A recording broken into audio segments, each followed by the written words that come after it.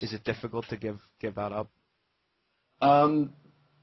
After this season, I think this is the first season that I've actually been really glad that I've had the time to recover. Obviously, with the injuries that we just discussed, but normally it's the first couple of weeks I'm kind of like, oh, I got no hockey, I can relax.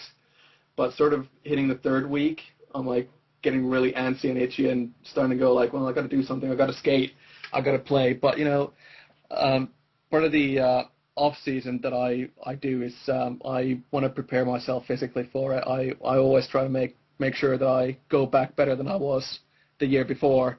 So off season for me involves obviously rest and relaxation, just to give myself and my body a chance to recover. But then it involves countless hours at the gym. It involves running. It involves plyometrics work.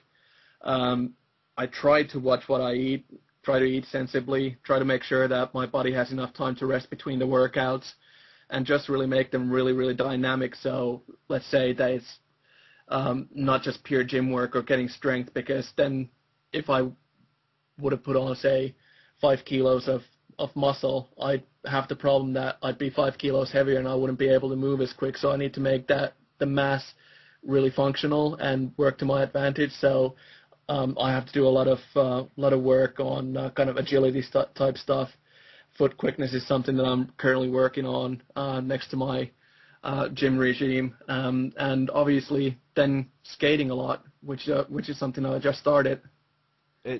Obviously, hockey requires you to commit a lot of time, a lot of effort, work. There's obviously social effects to it. It can alter, not necessarily change positively or negatively, but it can obviously alter friendships and relationships. So, how do you deal with kind of the social effects that hockey can put onto relationships that you have? Yeah, that's something that's really tricky, and hockey isn't a sport for somebody who dreams of a long summer holiday. Yeah. That's for sure.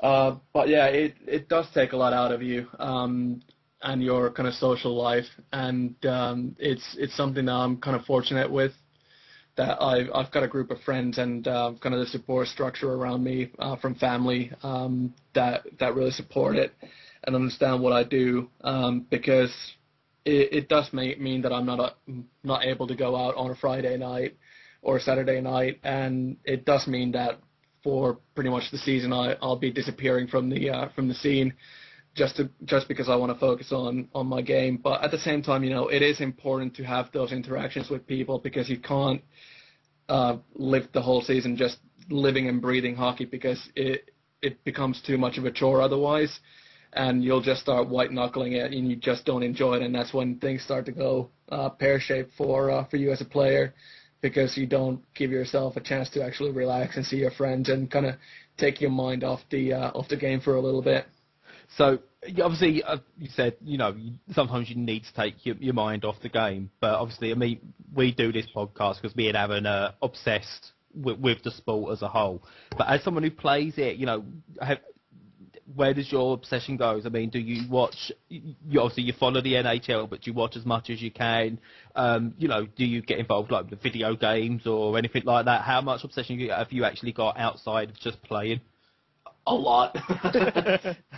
I mean, just looking around me at the moment, I can see I can see my hockey card trading card folders.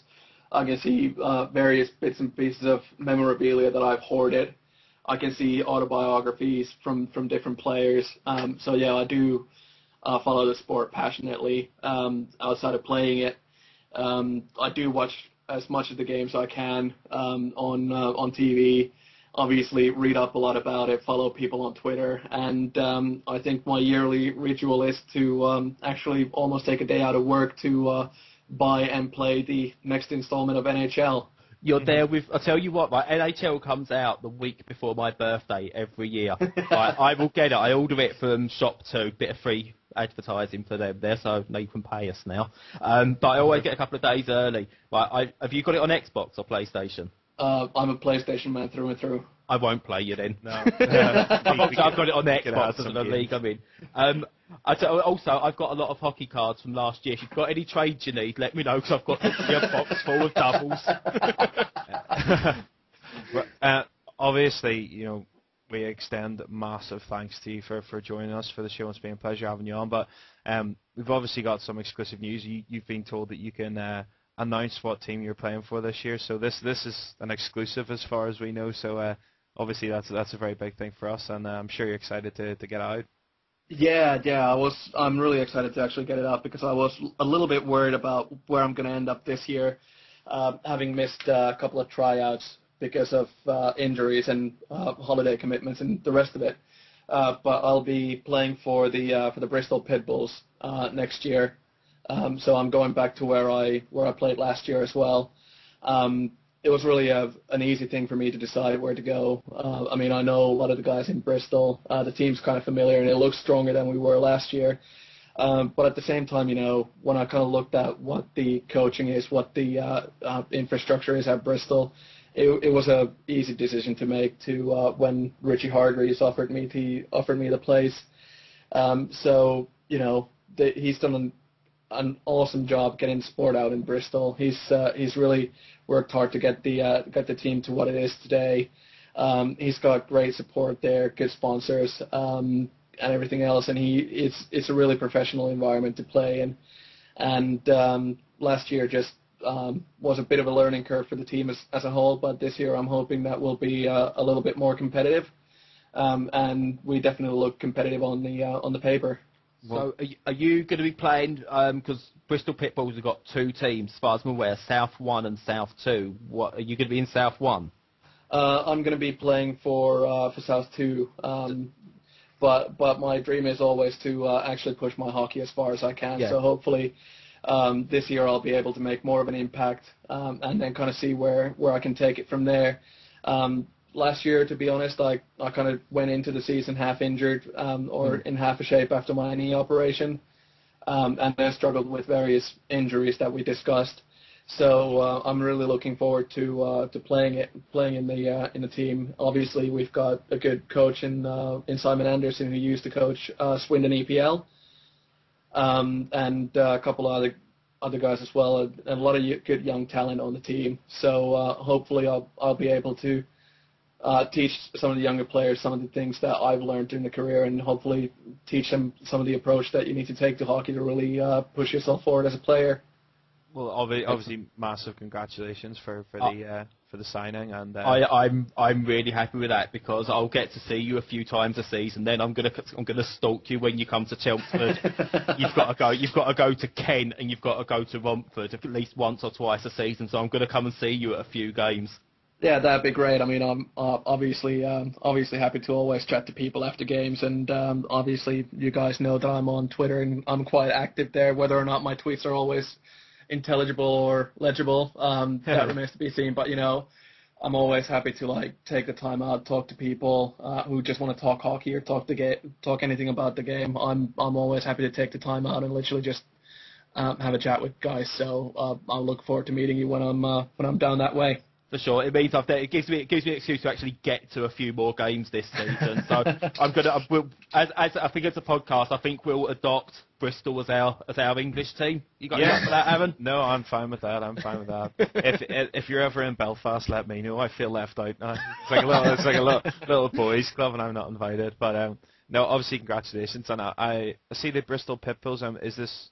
I'm not sure whether it's one or two, but they're playing against the Cardiff Devils. All right. I think. Yeah, sorry, go ahead. So it's like Cardiff have got two English National League. No, it's the actual. They've got two teams that play in the English National League as well. Oh, they're feeder teams. They just haven't got different names. The other thing is, I was obviously just perusing the website, and there's a guy. I assume his name is Zach. His name's Zed, and he's from England. A guy called it must be Zach Campbell, and that's some haircut he's got. That's you know him, I take it. I know the name. I'm terrible with names and faces, even more so after the concussion and everything else. But yeah, I always have a hard time recognizing guys from other teams outside of kit and outside of hockey. Well, he's got fantastic long rock and roll hair, but obviously, like we can't thank you enough for coming on. It's been an absolute pleasure having you on. We obviously do this podcast in association with hockeytutorial.com, and they're an absolutely fantastic resource for hockey players or players that want to learn more about any of the technical aspects. I know that Brad, you've used it for your son a lot, and they sell off-ice training equipment as well as on-ice training equipment. They got a YouTube channel with a ton of video content on there, so if anyone out there is learning to play or wants to learn to play, take a look at their site. It's absolutely fantastic. So, and I've been promised there's some big plans happening soon as well with that site. They've got some good ideas coming forward, so make sure you do keep your eyes on it. Absolutely. You can obviously find us on Twitter, and it's at PucksATP. You can follow me, and it's just the mumblings of a drunken Irish idiot, and that's at Stoop, STOOPDAWG, so that's Stoop Dog. Brad is at Brad Igor, and do you want us to give yours out too, Janne? Yeah, go for it. Yeah, that's it.